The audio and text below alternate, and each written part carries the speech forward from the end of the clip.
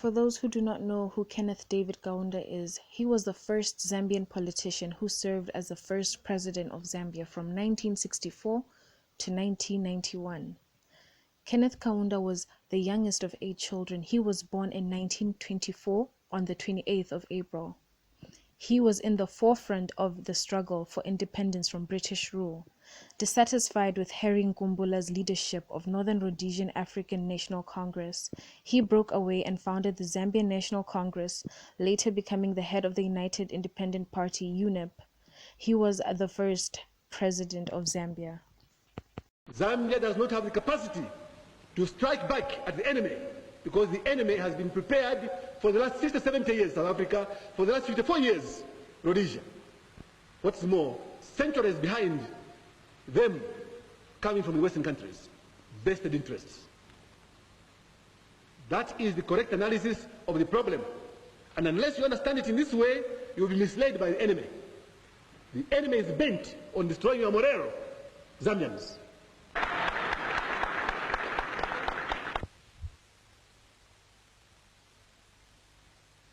We in Zambia are peaceful people, peace-loving.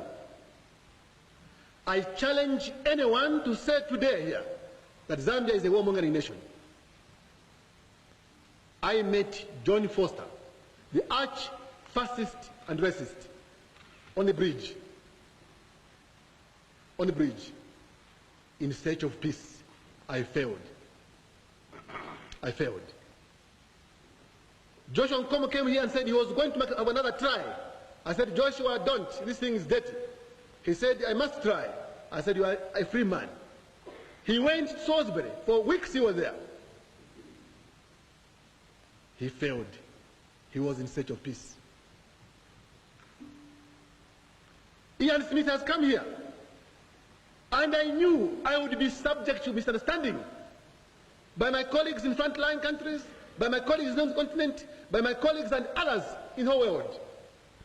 I have allowed Smith to come here on a number of occasions in search of peace. But I'm a man with a conscience, clear conscience. God is hearing me. I can never sell out Africa. Never. Not me. Not these boys here. Not these girls here. We are men and women of principle. We have done all these things in search of peace. But it has to be genuine peace, based on sincere, genuine majority rule. Anything else, you can kill us. Zambians will be born out of our blood, will continue to fight. We are such a people. The oil crisis of 1973 and a slump in export reserves put Zambia in a state of economic crisis. International pressure forced Kenneth Kaunda to change the party rules that kept him in power. Example, when we discovered oil, presence of oil on our soil in Zambia, an important oil company from America came to join us. They began doing wonderful things there, investing, getting ready to start exploiting our oil resources. You know what happened? They appointed somebody called a resident director in Zambia. To manage the oil. To manage the oil, exactly. Yeah. Thank you. And then one day he came to me, Mr. President, can I invite you, come and see what we are doing by way of exploiting oil in your own country? I said, most welcome. So I put him on my plane, the fighter, the government aeroplane. We went to a certain district. We found the military choppers there. We got into those choppers. We went to this place where the exploitation was taking place. Now, Harry, this was wonderful, really incredible. Big machines here and all over. A real development. And I was saying, thank God, thank God. Now copper and oil now will have power, real power. We'll be able to feed our people, do everything that we have been doing, even more. After a month or so, I received the shock of my life. All those machines I saw, temporary homes, were gone.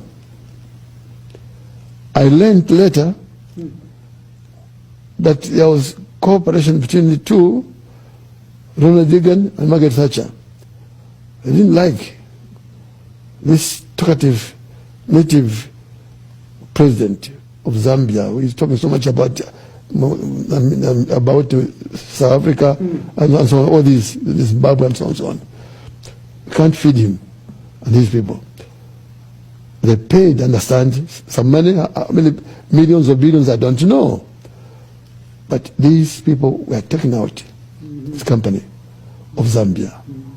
So now what I'm saying is that when you have situations like that, your copper will only mind to a country if prices are good.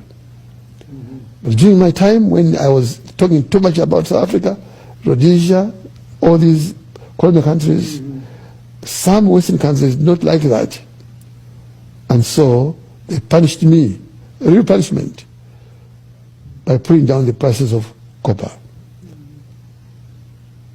And by pulling out, people were going to provide a lot of money for my schools, my hospitals and so on. So you can see the problem that we have, and I hope that someday organizations such as the World Bank, IMF, and so on will be able to perform in accordance with the requirements of the whole world, not just the developed world. Multi-party elections took place in which Frederick Chiluba, the leader of the movement for multi-party democracy, ousted Kaunda. He then became the second president of Zambia. He married Beatrice Kaweche in 1946. She was the first lady of Zambia and was locally called Mother Zambia. She suffered from diabetes for many years and died in the early hours on the 18th of September 2012 in Harare, Zimbabwe, where she was visiting her daughter. Dr. Kaunda, at the time was a teacher, disclosed that the decision to marry Betty was made the very first day that he went to visit her in Mbika. The marriage was starting to be organized the very day. Kenneth Kaunda highly spoke of his wife, saying she was a great and humble, God-fearing woman who played a huge role in helping him raise his children and save the country. Kenneth Kaunda was a vegetarian from 1953 till the day of his passing. He loved playing golf, and he also loved playing the guitar.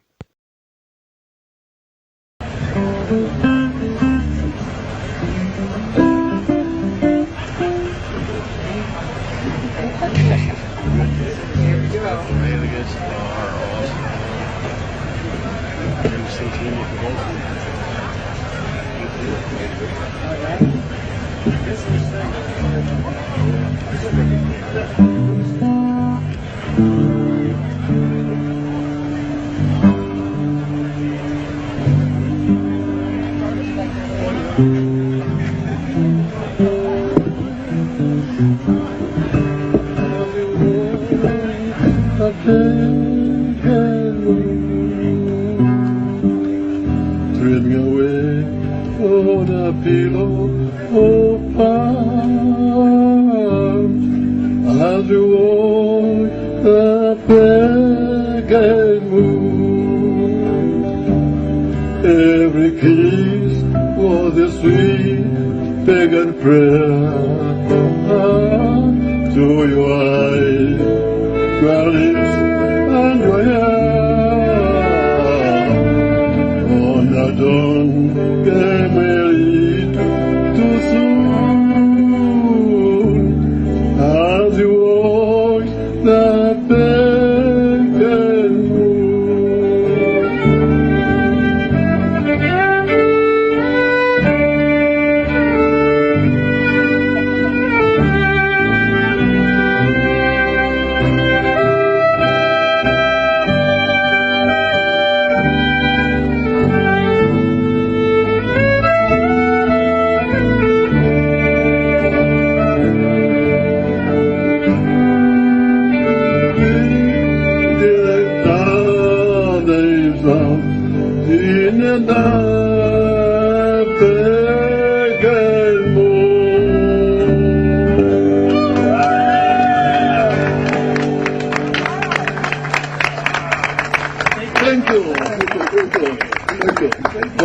Welcome to Zambia.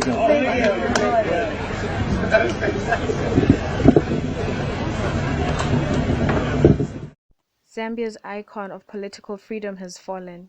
He will be remembered as a great statesman in Zambia and beyond. What a legacy he has left behind. Rest in peace, Mother of Zambia. Rest in peace, Father of Zambia.